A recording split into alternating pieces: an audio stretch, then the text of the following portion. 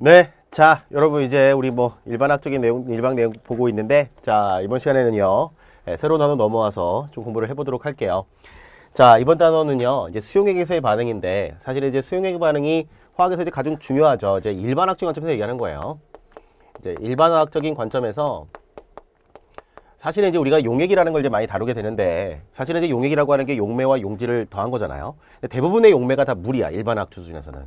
그래서 이제 보통은 수용액을 많이 다루거든요. 그래서 이제 이렇게 단원이 떨어져 있는 거고, 사실은 이제 이 단어는 어떻게 보면 이제 우리가 뒤에서 배우게 될 많은 내용들의 어떤 기초적인 과정이라고 보시면 돼요. 침전 반응이라고 하는 것은 어떻게 보면 이제 여기서 다루는 내용들은 굳이 이제 지극히 얘기하자면 거의 중학교 수준이에요. 뭐 중학교 수준이라는 게 뭐 엄청 쉽다 그런 개념이 아니고요. 중학교 때 보통 이제 우리가 앙금이라는 걸 배우거든요. 앙금 뭐 이런 거 배워요. 그래서 이제 앙금 반응이 생길 때 이제 뭐 알자 이온이 뭐냐, 뭐 알자 이온이 뭐냐, 내지는 알자 이온 반응식이 뭐냐, 뭐 이런 것들 볼 거고요. 그다음에 이제 여러 가지 용해도 규칙에 대한 부분들을 배우는데 지극히 암기적인 요소가 많고요. 이제 침전과 관련해서 이제 침전 평형이라는 게 있어요.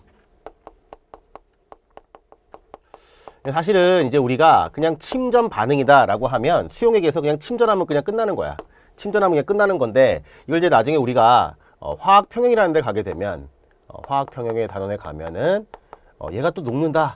얼마만큼 녹겠니라는 평형 개념을 또 적용하게 되거든요.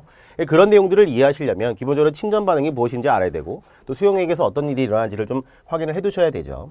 그다음에 이제 산염기 반응에 대한 얘기는 일단 여러 가지 정의적인 측면들, 산이 무엇니, 염기가 뭐니 이런 것들 이제 볼 거고요.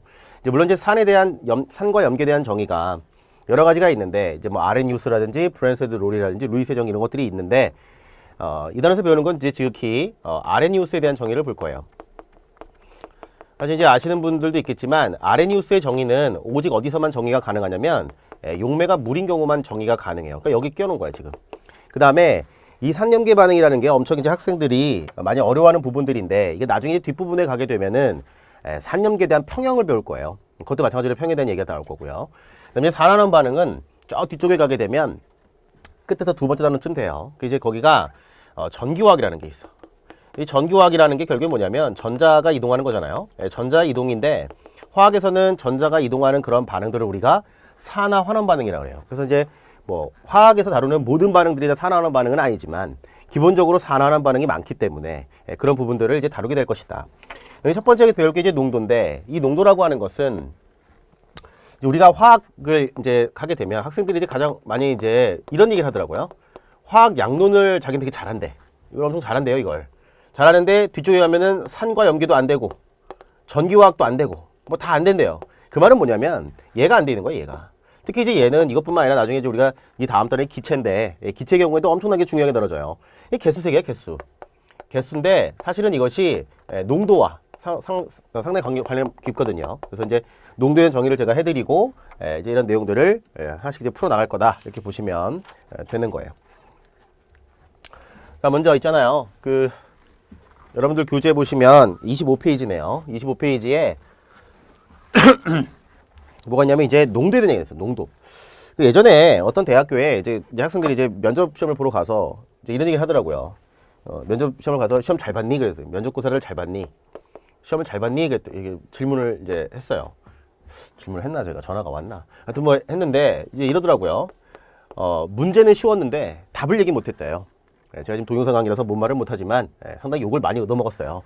아니 문제가 쉬웠는데 답을 얘기 못했다는 건 도대체 무슨 말이야? 그죠? 그게 뭐냐면 이 교수님들이 학생들이 어떻게 공부를 하는지를 너무 잘 알고 있는 거예요, 사실은. 그죠? 자, 농도라는 걸 물어봤대요. 농도가 뭐니 그랬더니 뭐 농도는 뭐 이제 고등학교 수준에서 이런 거죠. 용액의 질량분의 용질의 질량 곱하기 100입니다. 뭐 이렇게 얘기했대요.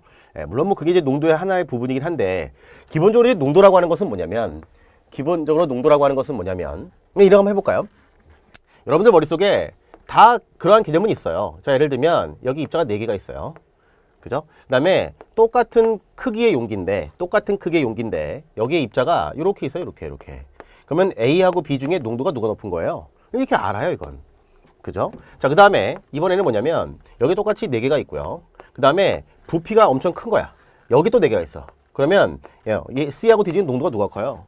얘가 커요. 이거 다 알아요. 그러면 가만히 보니까 얘가 농도가 크다고 했던 이유는 왜 그래요? 같은 부피 속에 있지만 입자가 많기 때문에 그런 거야. 그러니까 입자의 개수가 중요하네 일단. 그죠? 그 다음에 C하고 D 중에는 뭐야 지금? C가 크다고 그랬단 말이에요. 입자 개수는 똑같은데 C라고 그랬어. 그 말은 무슨 말이야? 아, 용기의 부피도 중요하구나. 그러면 농도라고 하는 건 뭐야? 농도라고 하는 건 얘랑 얘가 연결돼 있다 이런 얘기예요. 그래서 뭐냐면 농도라고 하는 개념은 뭐냐면요. 기본적으로 단위 부피 속에 들어있는 입자의 수를 얘기하는 거예요. 농도가 뭐라고요? 단위 부피당 입자 수.